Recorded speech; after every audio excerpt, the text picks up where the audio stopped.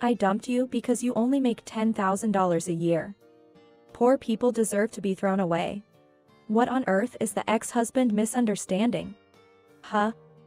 That's just the monthly rent, though? My name is Tiffany. I am a 48-year-old housewife.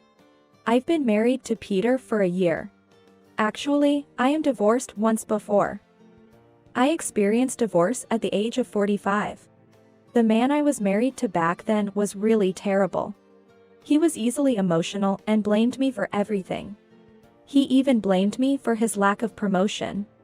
And after 15 years of marriage, he suddenly demanded a divorce. I was working at the time, and we didn't have children, so I thought it was okay to divorce. Or rather, my affection for my husband, who suddenly wanted to divorce after so many years together, cooled off all at once. But the divorce was complicated.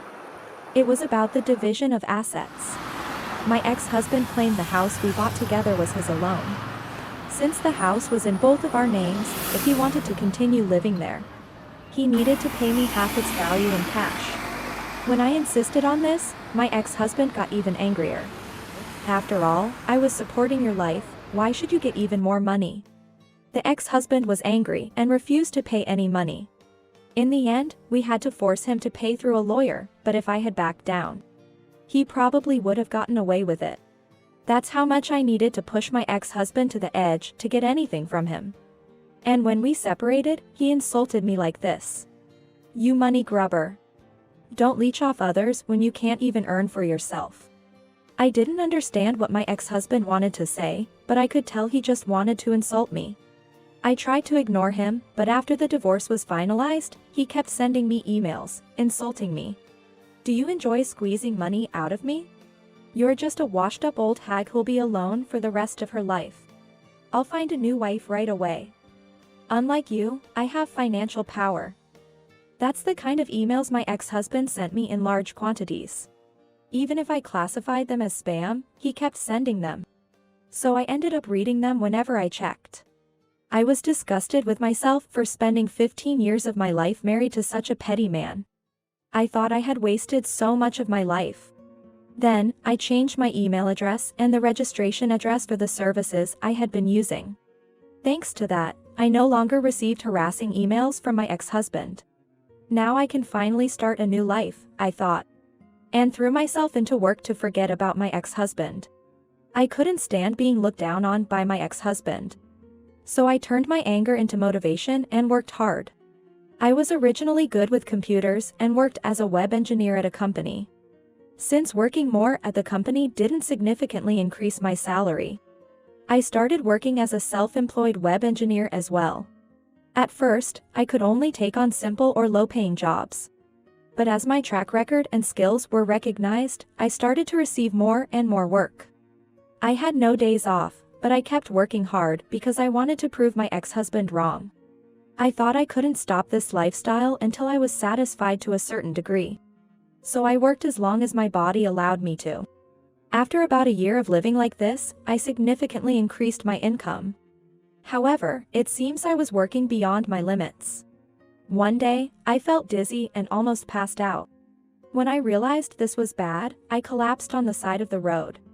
Fortunately, it seems someone called an ambulance, and I was taken to the hospital for treatment. When I woke up, I saw my mother and father looking at me with worry. Tiffany. You've woken up. Mom. Dad. We were worried when we heard you suddenly collapsed. We thought you hadn't come home because you were busy. But then we got a call from the hospital. I thought my heart would stop. I'm sorry. I'm just glad you're okay. It's good that you didn't collapse at home. Yeah. The doctor said it was due to overwork. Is your job that demanding? If it's too much, we can complain to your company. No, it's not that. I've actually been moonlighting. And I've been working without any breaks. No wonder you've made yourself sick. You need to take better care of yourself. You're right, I'm sorry. After being scolded by my parents, I reflected on my actions. And then I was admitted for tests and observation for a couple of days. That's when I found out that my attending physician was Peter. How are you feeling? Oh, I'm okay. That's good to hear. You'll be able to go home soon. But please, don't overdo it. Yes. I'm sorry. Is there a reason you feel you have to overdo it? What? Oh, no, it just seems like my warnings go in one ear and out the other. You're not planning to dive back into work as soon as you're discharged, are you? Well, that reaction says it all, doesn't it? Your parents also mentioned that if you had collapsed at home, it might have been too late when you were found. So as a doctor, I can't just watch you overwork yourself. Okay. Would you like to talk about what's been burdening you? After he said that, all the emotions I had been holding back came flooding out. I couldn't stop crying. I spilled everything to him, the terrible things my ex-husband had said. How after 15 years of marriage, it had come to this, how miserable I felt. And how everything inside me was a mess. That must have been very hard for you. He just listened quietly and then spoke kindly to me. You should do what you feel you need to, for as long as you need. But please, come in regularly for checkups. I have a duty to ensure my patient's health isn't compromised by overworking. Understood. I promised him that and was discharged. I continued with my main job and my side job, but I didn't work as excessively as before. I didn't want to worry him. However, I wanted to see him, so I visited the hospital about twice a month. Each time, he listened to me with a smile and kindness, making me feel as if I were attending a counseling session. Talking to him always made my heart feel relaxed. Gradually, I could feel the wounds in my heart, inflicted by my ex-husband, beginning to heal. During consultations, he would also share personal stories about himself. He too had been married once, and his wife had passed away from an illness a few years ago. He was the type to work hard beyond his limits, which led to a serious illness. That's why he couldn't leave me alone. I was really down at the time, thinking, what kind of doctor am I if I couldn't even save my own wife? So, I made a resolution that I absolutely want to save everyone I come in contact with. I see. I felt admiration for his words and beliefs. Though he was 2 years younger than me, being a doctor with a high income in his mid-40s. You'd think he'd be more interested in playing around with women, or buying expensive things rather than having such passionate beliefs. As if he were a young doctor just starting out. I was drawn to him. After starting to visit the hospital, I invited him out to dinner one day, thinking that our relationship wouldn't progress from patient and doctor unless I made a move. I was incredibly nervous, but he happily accepted my dinner invitation. It was our first time meeting privately, and we had a wonderful time. He was very interesting to talk to, and being of the same generation, we had a lot in common. After that, he started inviting me out for meals and dates. And so, we began dating. I was happy to learn that love could start at any age. My time with him was truly joyful. I was happy just being with him. My parents were surprised, but very pleased to hear I had started dating the doctor from that time. I'm looking forward to hearing wedding news.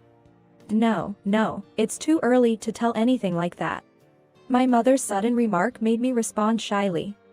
But I thought it would be wonderful if I could marry him. As our relationship continued for about a year, he proposed to me. I believe our meeting was fate. I want to spend the rest of my life with you. Will you marry me?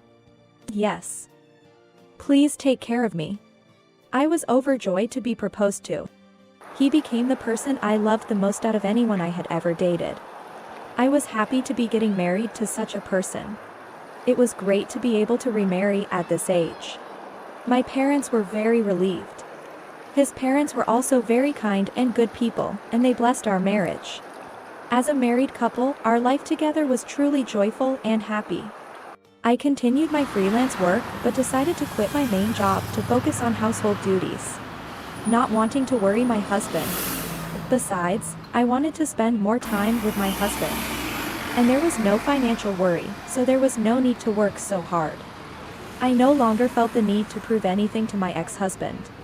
We were enjoying our happy days together. However, an unexpected event occurred. I encountered my ex-husband. This happened while I was waiting for my husband at the hospital where he worked. Planning to go on a date. The clinic closed at 2 p.m. that day. So I was waiting in the waiting room for my husband's work to end. The hospital where my husband worked was a large university hospital. So sitting among the patients did not cause any inconvenience. The reception staff already knew about my relationship with my husband. So they didn't mind me waiting.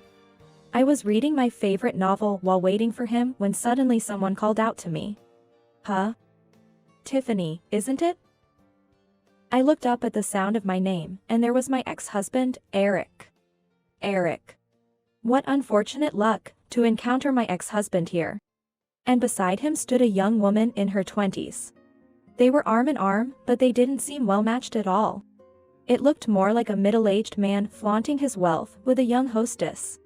You still have that unlucky look, huh? You still have that annoying face, I see. I never wanted to meet my ex-husband again, but since we had run into each other, I thought I might as well provoke him as much as possible. Huh? Who do you think you are? Don't get cocky just because I dumped you. He glared at me with a look of utter disdain. I dumped you because you were making just $10,000 a year. I bet you're still living a poor life on a yearly salary of $10,000, right? And now you have to come to a hospital like this? How pathetic. Your life is over. Unlike you, I've got myself a cute girlfriend, and I'm living happy days. He put his hand around the waist of the woman beside him. Poor people deserve to be dumped, right? The woman with him seemed utterly convinced she had bested me, basking in a sense of superiority. What on earth is my ex-husband misunderstanding? I'm earning far more now than he ever did. Huh? That's just my monthly rent, you know? What? My ex-husband's eyes widened at my comment. But he quickly smirked and insulted me again. Nah, that's gotta be a lie. If you're going to lie, at least make it a believable one. That's just too sad. The woman laughed along with my ex-husband. Birds of a feather flock together, it seems. It's fine if you don't believe me. As I said this, the woman next to my ex-husband pointed at my necklace, looking surprised. Wait, isn't that a super expensive necklace? Oh, you noticed? Well spotted. I took the necklace in hand to show it more clearly to the woman. Wow. It's real. Is it really that expensive? He asked the woman with a skeptical look. The woman excitedly said, this is worth at least $20,000. What, $20,000? How come you have something so expensive? I make quite a lot as a self-employed engineer. That's why I can afford to live in a place with a rent of $10,000 a month. What? But you, who used to make just $10,000 a year. You know, when we were married. You wanted me to limit my income to qualify for spousal deduction. I could have worked more. But you insisted I not neglect my duties as a housewife, forcibly limiting me. What? No way, he's that kind of man? Domineering much? The woman quickly distanced herself from my ex-husband's side. I saw this as an opportunity and shared a particular episode about my ex-husband with her. Domineering would be putting it mildly, he's a moral harasser. He would say things like, I'm feeding you, I'm supporting you, in front of his entire family. And his mother would join in on the harassment. Ugh. That's the worst. I wouldn't want to be with someone like that. Besides, to limit your own ability to work and then dump you for being poor is psychopathic. That's really a no-go. The woman threw harsh words at my ex-husband. Her momentum was impressive. My ex-husband shrank more and more, looking dejected. It seems like I can't be happy with you, so let's break up. What? After saying that, the woman left the hospital on her own. Hey, this is your fault. Huh? It's clearly your responsibility. I just warned her so we wouldn't have a second victim. Besides, you're the one who started talking to me. It's all your own doing. Shut up. You flaunting your wealth, there's got to be some trick to it, like winning the lottery. You're still inferior to me. He shouted that. This is a hospital, keep it down. Even though I told him to be quiet, my ex-husband wouldn't listen. Don't tell me what to do. But as soon as my ex-husband said that, my husband appeared. I'm sorry, but this is a hospital. Could you please keep it down? My ex-husband was taken aback when addressed by the doctor. Oh. Sorry, doctor. But, you see, I got involved in a little trouble. Trouble, you say? Yeah. This woman started bothering me. Really, some women. My ex-husband tried to shift the blame of the commotion onto me. Some woman, you say? Indeed, she can be overly dedicated to her work. Has exceptional abilities, but sometimes misses the obvious. And is quite the unique woman, isn't she? What? My ex-husband was surprised to hear the doctor start talking like that. You seem to know a lot about her. Well, she is my beloved wife. What? Wife. She was waiting for me to finish work. Then, the receptionist told me my wife was being bothered by a strange man. And who might you be? Do you have any business with my precious wife? No, I was just... Peter, this is my ex-husband. The moral harasser.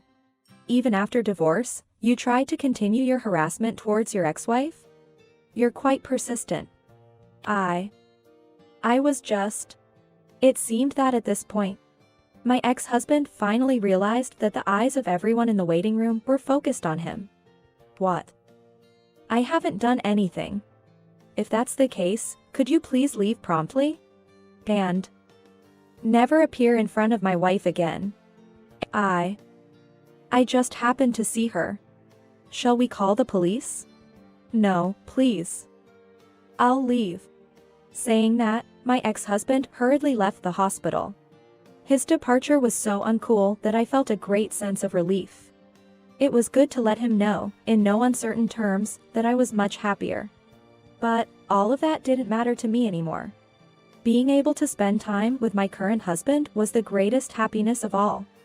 I was also glad and impressed that my husband had chased my ex-husband away from me. Later on, I heard about my ex-husband from a mutual friend. Apparently, he had racked up a significant amount of debt trying to support the hostess who was with him. And after she left him, he was stuck with a huge debt.